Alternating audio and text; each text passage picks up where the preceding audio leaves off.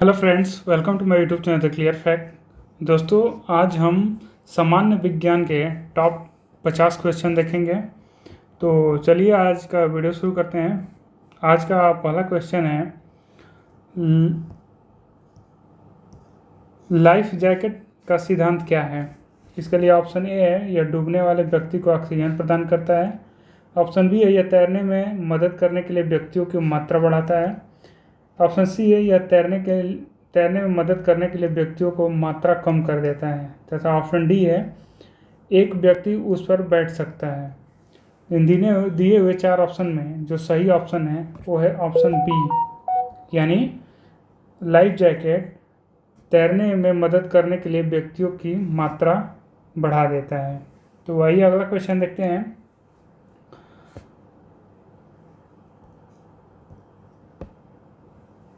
परिवेश ह्रास दर कितने होने पर परिवेश वायु स्थिर होती है।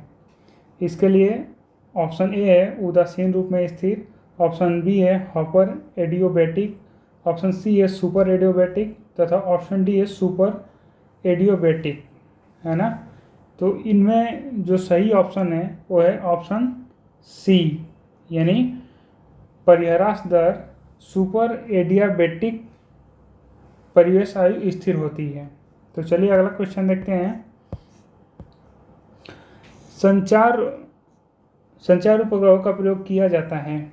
इसके लिए 4 ऑप्शन दिए गए हैं, जिसमें ऑप्शन ए है केवल प्राकृतिक संसाधनों की जानकारी देने के लिए, ऑप्शन बी है केवल संचार संकेत प्रेषित करने के लिए, ऑप्शन सी है केवल संचार संकेत प्राप्त करने के लिए तथा ऑप्शन डी है संचार संकेत प्राप्त करने और पुनः प्रेषित करने के लिए। तो इनमें जो सही ऑप्शन है वो है ऑप्शन डी, यानी संचार उपग्रह का उपयोग संचार संकेत प्राप्त करने और पुनः प्रेषित करने के लिए किया जाता है। तो आइए अगला क्वेश्चन देखते हैं। एसिड रेन की पीएच वैल्यू क्या होती है ना। एसिड रेन की पीएच वैल्यू क्या होती है। इसके लिए ऑप्शन ए दिया है 8 से अधिक, ऑप्शन बी है 7, ऑप्शन सी है 5.5 से अधिक से कम तथा ऑप्शन डी इनमें से कोई नहीं। तो इनमें जो सही ऑप्शन है वो है ऑप्शन सी, यानी एसिड रेन की पीएच वैल्यू 5.5 से कम होती है। तो चलिए अगला क्वेश्चन देखते हैं। वर्षा मापने के उपकरण को क्या कहा जाता है। वर्षा मापने के उपकरण को क्या कहा जाता है। इसके लिए 4 ऑप्शन दिए गए हैं। ऑप्शन ए है ल्यूसीमीटर, ऑप्शन बी है गैलेक्टोमीटर, ऑप्शन सी है हाइटोमीटर तथा ऑप्शन डी है हाइग्रोमीटर। तो इनमें जो सही ऑप्शन है वो है ऑप्शन सी, यानी वर्षा मापने के उपकरण को हाइटोमीटर कहा जाता है। तो आइए अगला क्वेश्चन देखते हैं। निम्न में से कौन सा युग्म सही सुमेलित नहीं है। मतलब कि दिए हुए 4 ऑप्शन में कौन है जो सही सुमेलित नहीं है। इसके लिए ऑप्शन ए है IAA। IAA को क्या बोलते हैं, कोशिका भित्ति विस्तार। ऑप्शन बी है एब्सिसिक अम्ल, इसको स्टोमेटा बंद।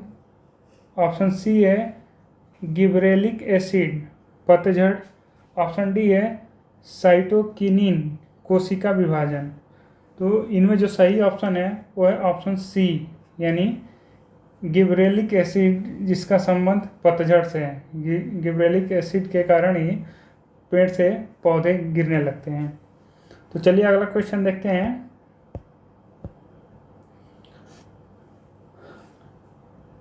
आवर्त सारणी में एक ही समूह के तत्वों की सामान्य विशेषता क्या है। इसमें ऑप्शन ए है सबसे बाहरी सेल में इलेक्ट्रॉन की संख्या, ऑप्शन बी है कुल इलेक्ट्रॉनों की संख्या, ऑप्शन सी है इलेक्ट्रॉनों की कुल संख्या तथा ऑप्शन डी है परमाणु भार। तो इनमें जो सही ऑप्शन है वो है ऑप्शन ए, यानी आवर्त सारणी में एक ही समूह के तत्वों की सामान्य विशेषता जो होती है वो सबसे बाहरी सेल में इलेक्ट्रॉनों की संख्या इक्वल होती है।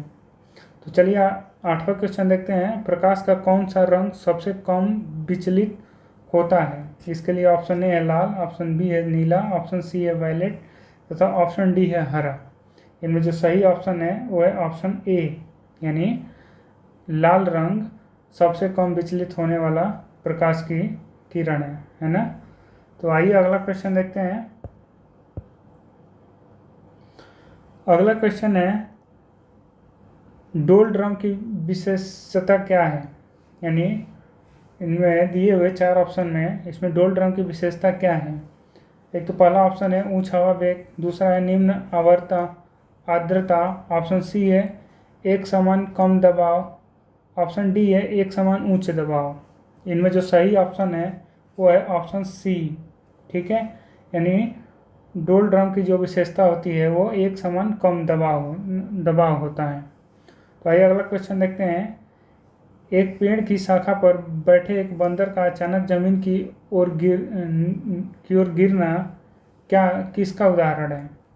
इसके लिए 4 ऑप्शन दिए गए हैं, जिसमें पहला है संहित संरक्षण के नियम, ऑप्शन बी है ऊर्जा संरक्षण के नियम, ऑप्शन सी है केपलर के नियम तथा ऑप्शन डी है न्यूटन के गति के तीसरे नियम। तो इनमें जो सही ऑप्शन है वो है ऑप्शन बी। ठीक है, तो ये जो एक पेड़ की शाखा से बैठे एक बंदर का अचानक जमीन पर गिरना ऊर्जा संरक्षण के नियम के अंतर्गत आता है। तो चलिए अगला क्वेश्चन देखते हैं।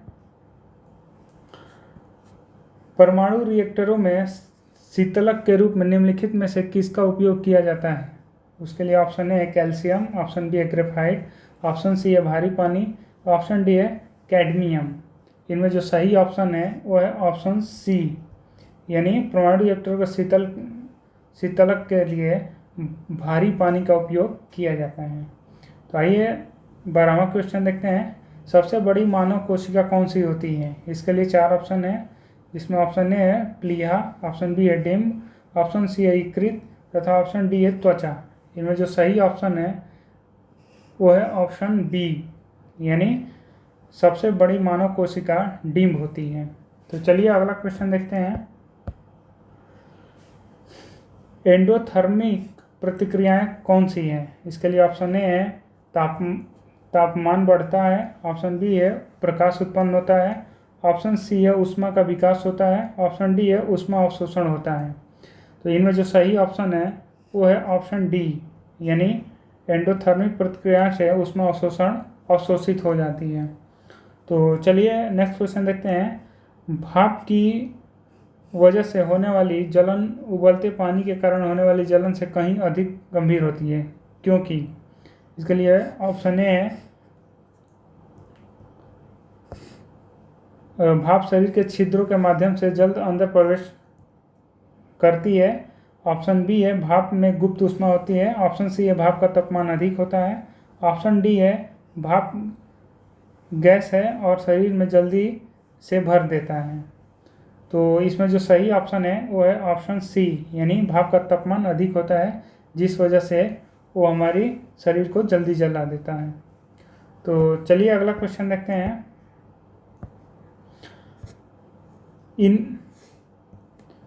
इनमें से कौन महामारी और स्थानिक दोनों प्रकार की बीमारी है। इसके लिए ऑप्शन ए है पोलियो, ऑप्शन बी है खसरा, ऑप्शन डी है टाइफाइड तथा ऑप्शन डी है हैजा। इनमें जो सही ऑप्शन है वो है ऑप्शन डी, यानी हैजा ऐसी महामारी है, ऐसी रोग है जो महामारी और स्थानिक दोनों प्रकार की बीमारियों में इसकी गिनती होती है। तो आइए अगला क्वेश्चन देते हैं। इनमें से कौन गैसों के प्रसरण का एक उदाहरण है। इसके लिए ऑप्शन ए है खाने की सुगंध, ऑप्शन बी है अगरबत्ती की खुशबू, ऑप्शन सी है इत्र की महक तथा ऑप्शन डी है उपरोक्त में से सभी।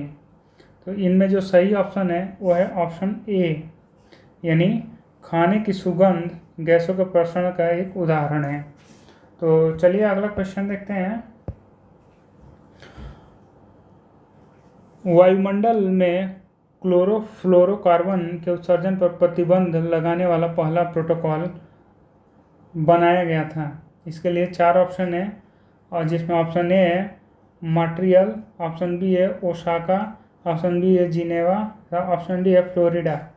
इनमें जो सही ऑप्शन है वो है ऑप्शन ए। ठीक है, यानी वायुमंडल में क्लोरोफ्लोरोकार्बन के उत्सर्जन पर प्रतिबंध लगाने वाला पहला प्रोटोकॉल मॉन्ट्रियल बनाया गया था। तो चलिए अगला क्वेश्चन देखते हैं। निम्नलिखित में से कौन सा जीव अंडाकार है। इसके लिए ऑप्शन ए है मेंढक, ऑप्शन बी है खरगोश, ऑप्शन सी है चूहा तथा ऑप्शन डी है गिलहरी। इनमें जो सही ऑप्शन है वो है ऑप्शन ए, यानी मेंढक ऐसा जीव है जो अंडाकार होता है। तो चलिए अगला क्वेश्चन देखते हैं। एक धन आवेशित वस्तु में होती है, इसके लिए ऑप्शन ए है इलेक्ट्रॉनों की न्यूनता, ऑप्शन बी है प्रोटॉनों की न्यूनता, ऑप्शन सी है न्यूट्रॉनों की अधिकता, ऑप्शन डी है इलेक्ट्रॉनों की अधिकता। इनमें जो सही ऑप्शन है वो है ऑप्शन ए, यानी एक धन आवेशित वस्तु में इलेक्ट्रॉनों की न्यूनता होती है। आइए अगला क्वेश्चन देखते हैं। निम्नलिखित में से कौन सी ऊर्जा किसी वस्तु की ऊंचाई के स्थान बदलती है? इसके लिए ऑप्शन ए है परमाणु ऊर्जा, ऑप्शन बी है गतिज ऊर्जा, ऑप्शन सी है रासायनिक ऊर्जा तथा ऑप्शन डी है संभावित ऊर्जा। इनमें जो सही ऑप्शन है वो है ऑप्शन डी, यानी संभावित ऊर्जा किसी वस्तु की ऊंचाई के साथ बदलती है। ठीक है, तो चलिए अगला क्वेश्चन देखते हैं। कंपित शरीर की समय अवधि 0.04 सेकेंड है, फिर तरंग की आवृत्ति क्या है? इसके लिए 4 ऑप्शन दिए गए हैं, जिसमें ऑप्शन ए है 25 हर्ट्ज, ऑप्शन बी है 20 हर्ट्ज, ऑप्शन सी है 250 हर्ट्ज तथा ऑप्शन डी है 200 हर्ट्ज। तो इन दिए हुए 4 ऑप्शन में जो सही ऑप्शन है वो है ऑप्शन ए, यानी 25 हर्ट्ज। कंपित शरीर की समय अवधि 4 सेकेंड है, फिर इसका तरंग 25 हर्ट्ज होगा। ठीक है, तो आइए अगला क्वेश्चन देखते हैं। काली मिट्टी को मिट्टी के रूप में यानी काली मिट्टी को किस मिट्टी के रूप में जाना जाता है? इसके लिए 4 ऑप्शन दिए हैं, जिसमें एक पहला है भांगर, ऑप्शन बी है सड़ी पत्तियों की मिट्टी, ऑप्शन डी है क्रिस्टलीय तथा ऑप्शन डी है रेंगू। इनमें जो सही ऑप्शन है वो है ऑप्शन डी, यानी काली मिट्टी को रेगूर मिट्टी के रूप में जाना जाता है। तो आइए अगला क्वेश्चन देखते हैं। सबसे अधिक प्रयोग किया जाने वाला विरंजक है? इसके लिए ऑप्शन ए है सोडियम, ऑप्शन बी है सोडियम क्लोराइड, ऑप्शन ए है क्लोरीन तथा ऑप्शन बी है सोडियम क्लोराइड तथा ऑप्शन सी है एल्कोहल, ऑप्शन डी है कार्बन डाइऑक्साइड। इनमें जो सही ऑप्शन है वो है ऑप्शन ए। ठीक है, यानी सबसे अधिक प्रयोग किए जाने वाला विरंजक क्लोरीन है। तो आइए अगला क्वेश्चन देखते हैं। निम्नलिखित में से कौन सा प्रोटीन का प्रमुख स्रोत नहीं है? इसके लिए ऑप्शन ए है मछली, ऑप्शन बी है चना, ऑप्शन सी है सोयाबीन तथा ऑप्शन डी है गेहूँ। इनमें जो सही ऑप्शन है वो है ऑप्शन डी, यानी गेहूँ प्रोटीन का प्रमुख स्रोत नहीं है। तो आइए नेक्स्ट क्वेश्चन देखते हैं। प्रकाश का वेग सबसे पहले किसके द्वारा मापा गया था? इसके लिए ऑप्शन ए है गैलीलियो, ऑप्शन बी है न्यूटन, ऑप्शन सी है आइंस्टाइन तथा ऑप्शन डी है रोमन। इनमें जो सही ऑप्शन है वो है ऑप्शन डी, यानी प्रकाश का वेग सबसे पहले रोमन द्वारा मापा गया था। चलिए अगला देखते हैं।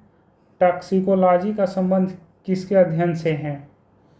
इसके लिए ऑप्शन ए है वायरसों, ऑप्शन बी है बैक्टीरिया, ऑप्शन सी है रोगों, ऑप्शन डी है बीसों।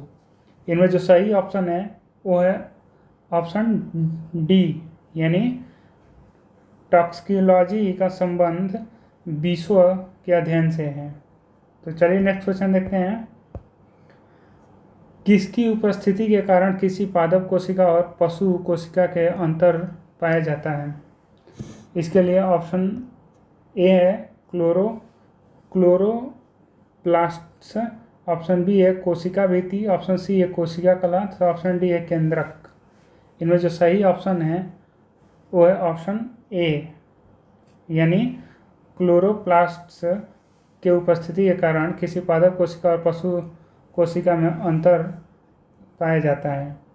चलिए नेक्स्ट क्वेश्चन देखते हैं। सूत्रकणिका यानी माइटोकार्डिया निम्नलिखित में से किसका केंद्र होता है? इसके लिए ऑप्शन ए है प्रोटीन संश्लेषण, ऑप्शन बी है वसा संश्लेषण, ऑप्शन डी है प्रकाश संश्लेषण तथा ऑप्शन डी है कोशिका श्वसन। इनमें जो सही ऑप्शन है वो है ऑप्शन डी, यानी सूत्रकणिका कोशिकीय श्वसन का केंद्र होता है। तो चलिए अगला क्वेश्चन देखते हैं। मानव शरीर में सबसे बड़ी कोशिका कौन सी होती है?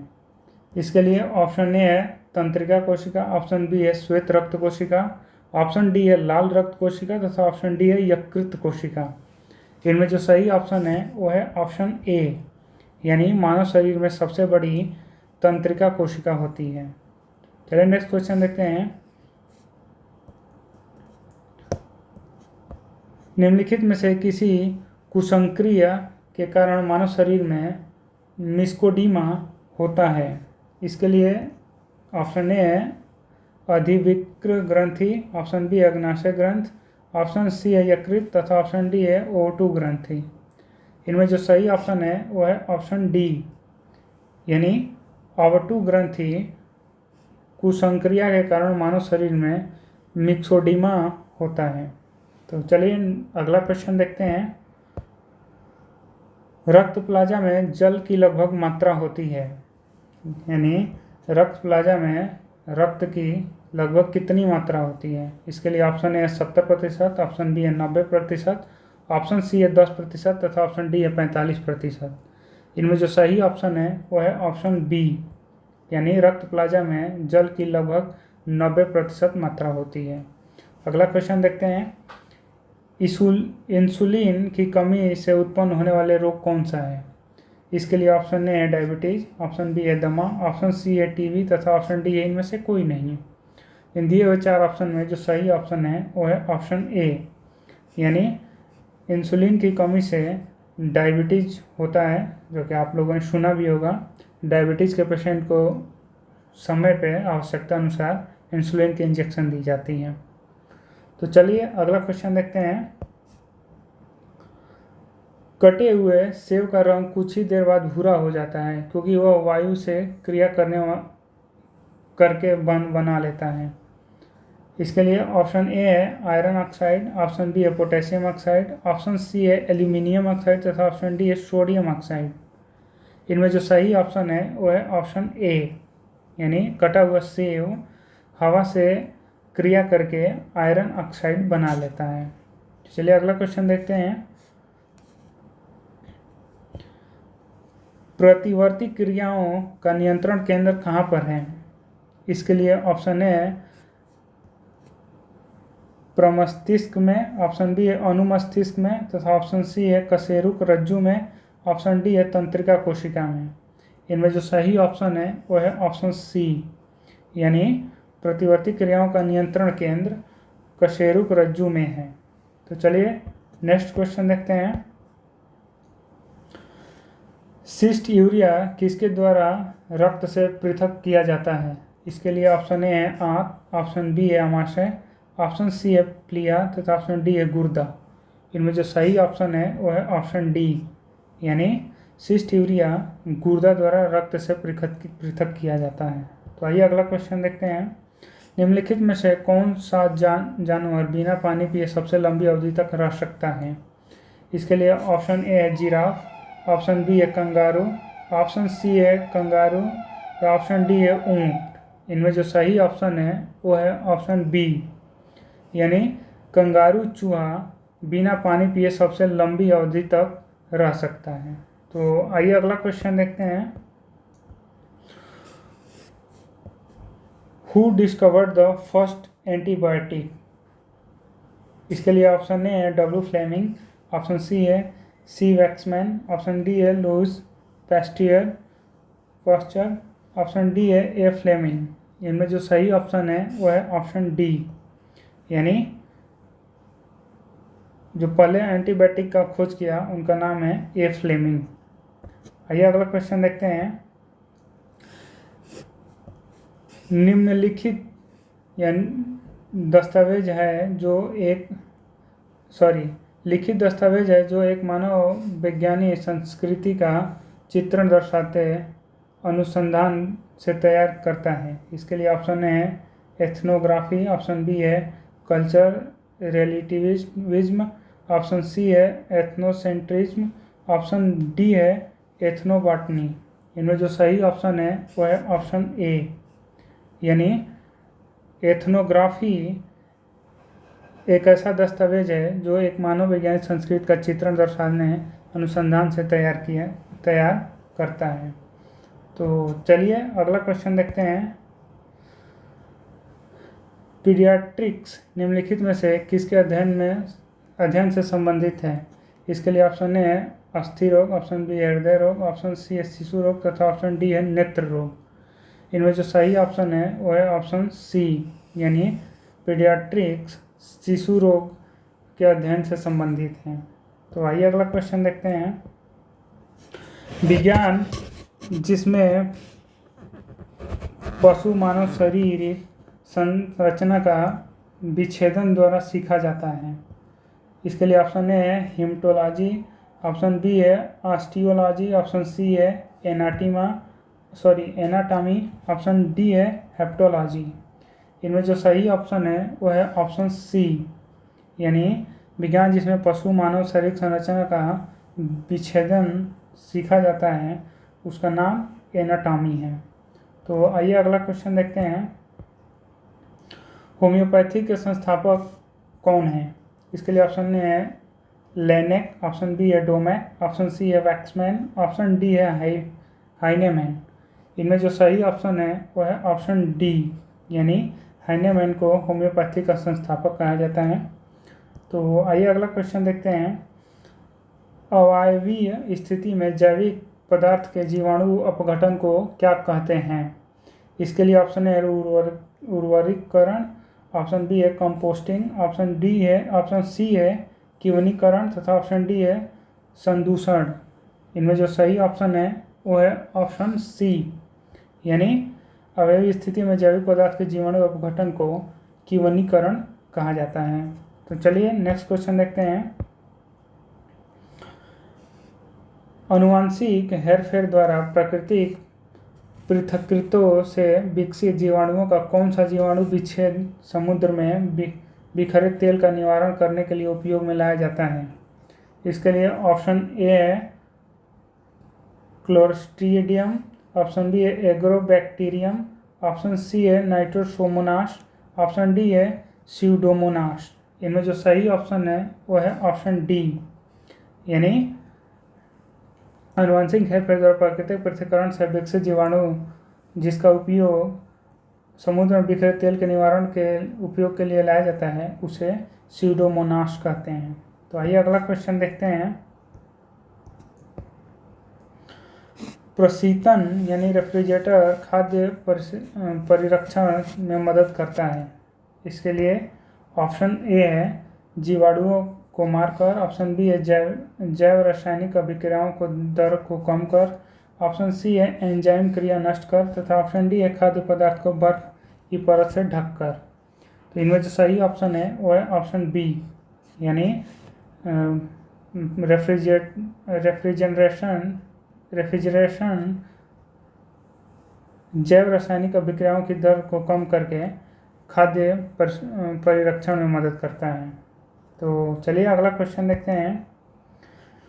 चुंबकीय यामयोत्तर और भौगोलिक यामयोत्तर के बीच के कोण को क्या कहते हैं?